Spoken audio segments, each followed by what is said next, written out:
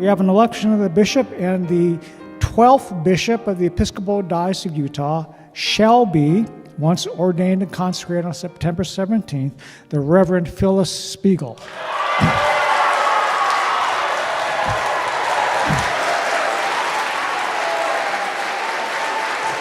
Greetings, Diocese of Utah. It is incredible to be addressing you as your bishop-elect, and I need you to know what an incredible honor you have bestowed upon me, that we are going to live out together, and I am beyond excited. An enthusiastic priest from the greater Cincinnati area had captured the votes and the hearts of the convention delegates.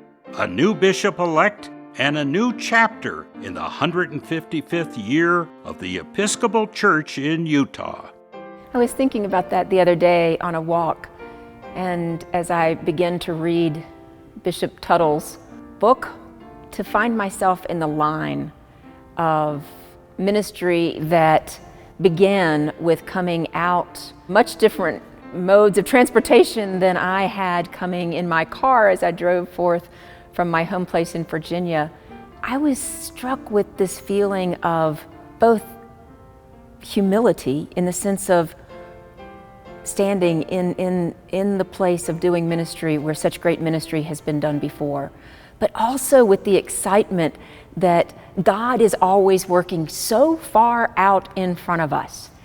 And the fact that God has called me to this place and to be in ministry with the people who are already doing such great ministry here, I am without doubt. It just encompasses every part of my being, the rightness and the sureness of this time for us to join together.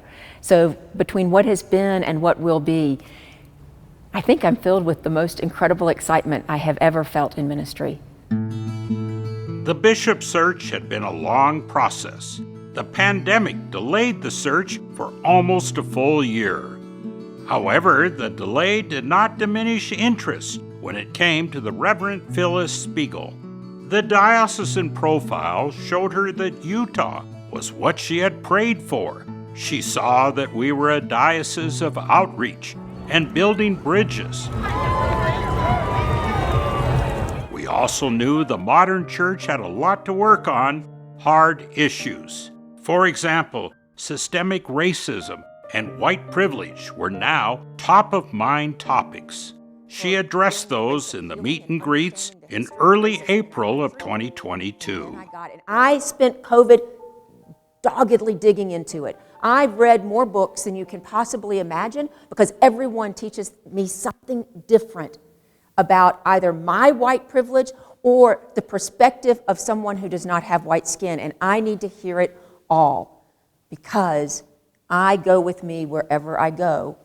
And I am now aware of a small portion of what I affect when I walk in the door and what I bring with me. So, the gift that we have in the Episcopal Church is that we have tools for talking about white privilege in a way that I myself have gone through. And it's continuing to reach out to all in the community, many who are of other faiths or no faith tradition. Often when we think about reaching those who have not felt welcome and comfortable, we think of being outside the walls, as well we should, especially when there are so many people, generations now, a couple generations of people who feel alienated from what we would call organized religion. And we have a lot of work to do in bridging the gap between who we are perceived to be and who we are in people's minds, so that people who have need of a longing beyond even what they know for a relationship with the God who created them. It's our job to do the work to find the pathways, to forge the gaps that will help people find their way back to a growing relationship with God. Not simply, oh, I believe in God, but church I don't like. But rather to see, wait, the church is at work in the world doing God's work. So we know that as being our work of bridging the gap. Let's go. And as we bridge the gap in learning about our new bishop, we can't go too far without seeing her on a trail. And actually not alone. You will no doubt also meet Samson, her dog. One morning during the lockdown, I woke up with the knowledge I'm supposed to get a dog. And that was the day that he was brought to the shelter. And I busted him out after only less than 48 hours, so he was not destined to be a shelter dog. He's much bigger at 90 pounds than I was expecting. I was thinking, 40 would be nice, but he came fully trained, mostly sit, right? It's where she often does her praying, her thinking, and experiences God's nature. My mind runs quite fast most of the time, and I find that consistently the way that I can get it to be still and to listen is to be in the midst of nature. And the more isolated the trail, the better, but the process of walking allows for a different and deeper type of thinking and praying for me. I'm an observer of nature, but yes, I see birds a lot. And now there's all sorts of apps you can get on your phone, and my favorite is Merlin. So I'll stop along the trail and just turn on the app, and it'll pick up all the bird song around me. And that's another way of making me stop being so internal and focus on just listening and being to all that's around me. And it's amazing what we walk by and don't even know we're passing. We have discovered our new bishop has a passion for the kind of fresh food that is straight off the farm. I mean, I just love beets. So you're a local farm? Yeah, I'm mostly. Now it's hard to keep up with her as she explores new opportunities for farmers markets that can be found throughout the diocese. So, do you want to start off with our hottest one, or do you want to start? Oh, I should probably start in the middle and then move up and see, yeah. She is delighted to see that there is so much to offer just in the space of a city park in such a large diocesan area. Cream cheese with pear jam, so You do the pear jam first. Wow. Yeah. Yes, whether it's in the park, in the woods, in nature, or in our churches,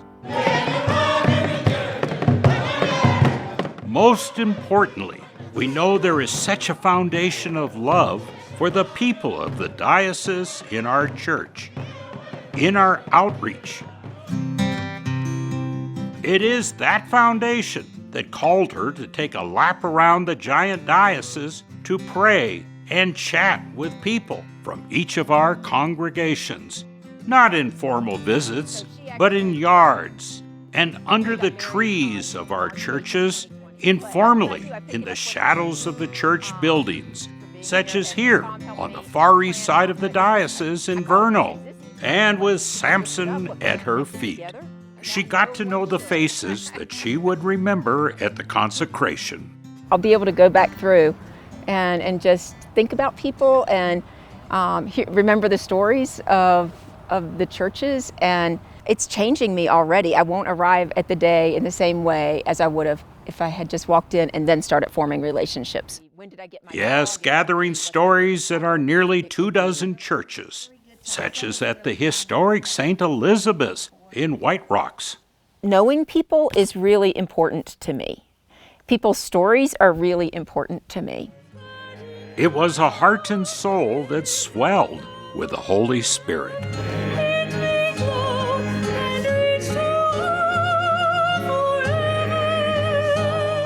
When I was ordained as the bishop and all the bishops laid hand on me, all of that power just swells and becomes magnified. I didn't know how the Holy Spirit was going to show up, but based on 2 previous ordinations, I knew the Holy Spirit was going to show up, and I was surprised beyond measure what it felt like. From that moment on, she knew her episcopate was in God's loving hands. Phyllis, thank you for saying yes to the Holy Spirit. And when you feel that happen, then you know that God is the one that equips you for the ministry. And there's both a beauty and a reassurance to that I would love to know everything I need to know about being the Bishop of Utah, but I'm really glad I don't, because instead I get to rely on God and let the Holy Spirit lead me. The new bishop enthusiastically took to her ceremonial knocking on the door to be seated at her cathedral. And then immediately went to work. She started her episcopate at a time when the state and nation was bitterly divided over the election season, which caused unrest. She issued her first video statement to the diocese, ending in prayer. I invite you to join me in prayer. Gracious God of all freedoms, we hold before you our nation and the leaders of this world. We ask that you guard our souls from unhealthy and unholy opinions, and that you fortify in us the strength to love our neighbor.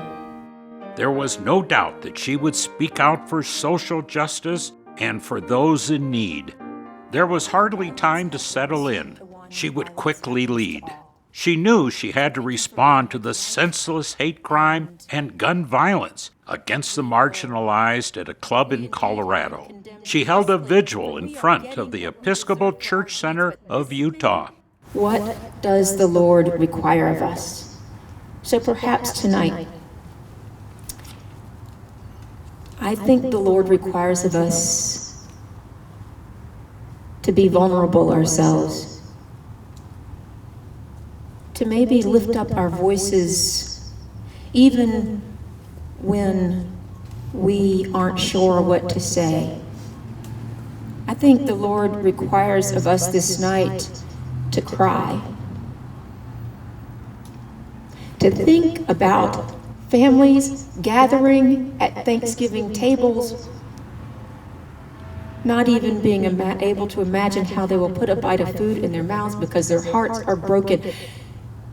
And not only the families of those who have lost their loved ones through this violence and all gun violence, all violence against people due to hatred and bigotry, but also the families who are desperately afraid of violence happening to the ones they love. The role of being bishop in Utah is one that extends beyond the pews in the pulpit. The bishop was asked, how can we become unified as a people? It's a call to our common humanity, isn't it? That we are the United States. We are a unified nation, not because we believe in the same thing, but that we see the other person as having their rights to believe what they do. The bishop's role is also to stand with other faith leaders in the call for social justice. She would join a wider coalition of Utah church leaders supporting Planned Parenthood in its fight for reproductive rights for women against the state of Utah in a case before the state Supreme Court. She personally signed on to an amicus brief filed by religious leaders who maintain the individual's discernment as to what is moral behavior in their individual lives based on the teachings of their faith, including when to access abortion care.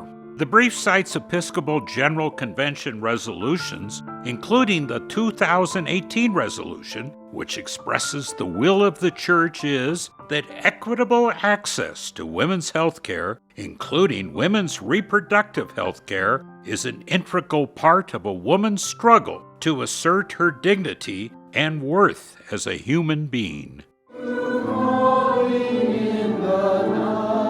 Yes, the role of bishop is now a very public one in Utah among all people. But of course, there are also the traditional, wonderful, and canonically assigned roles, the many firsts in a new episcopate. Will you do your best to pattern your life and that of your household in accordance with the teachings of Christ, so that you may be a wholesome example to all people? One of her favorite acts as a new bishop was to ordain Renee Hollinger as a deacon. I had the wonderful experience of doing my first ordination as a bishop. And the fun thing is that Renee Hollinger and I laughed about, this was both of our first ordinations, and so we had a really good long practice and we enjoyed that learning curve together. But what I'm finding in all of my firsts throughout the diocese is there is such a great joy met in the work that we are doing together. And while some things don't run smoothly, other things are delightful surprises. So the first ordination or the first meetings. So those are the things that I think I'm enjoying the most is, yes, the people, yes, the work, but that spark that happens between us as we're doing these new things. The Right Reverend Phyllis Spiegel.